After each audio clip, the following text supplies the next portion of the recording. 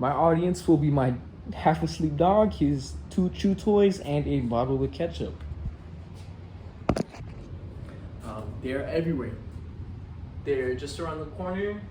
They eat the same food, walk the same streets. They even have a smile. Yet somehow they are constantly overlooked and even cared for. You've most likely heard as a child that if you just look one way or the other way, they'll go away. But ideas such as that, they're doing nothing to aid the situation, which is our homeless crisis.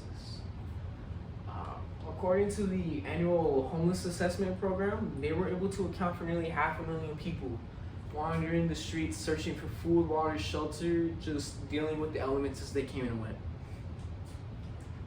And I'm here to tell you today that there's more to the picture than it seems. There's more causes, a lot of effects, and there are stereotypes that can be harmful to this demographic that they have to deal with on a day-to-day basis. And to get it started, with the many causes there are to homelessness, it's not what you see, what you believe. It's not just being some ill-behaved drug addicts.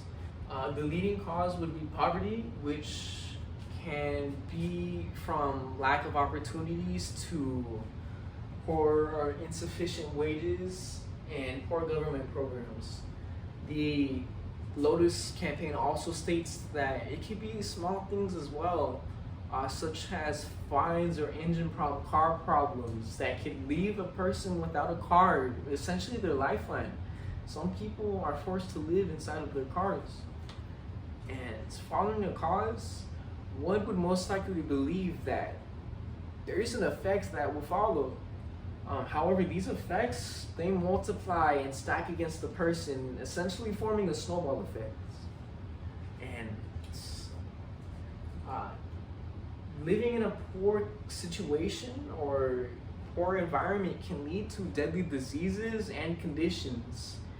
And not only that, it can make pre-existing conditions worsen by the minute. You know, things such as cuts, bruises, bites, and scratches, things we overlook with relative ease, someone on the streets would have to pay close attention to, as they most likely are unable to pay for the proper medical attention that such things would have to take in.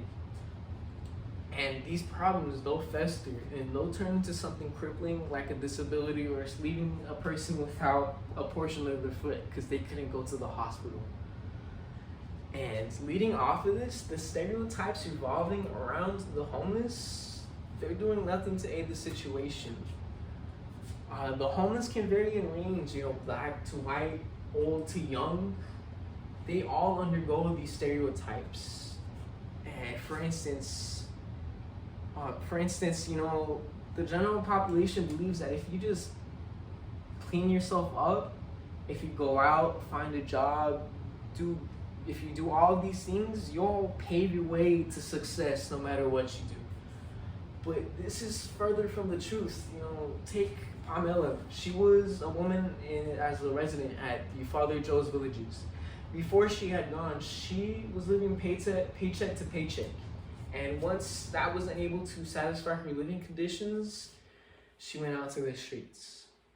And it was there where she had to scrounge for food and carry buckets of water back to her tent. Also, she could bathe and have drinkable water. She was 59 at the time. And Father Joe's Villages also brings up that nearly 58% of these people they have some sort of a disability, and that most likely inhibits them from doing their best or being able to do anything at all.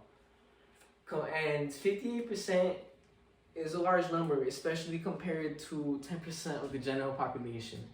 And that's only if you don't take into account that most of these people, they have conditions on top of that, which completely changes the whole situation.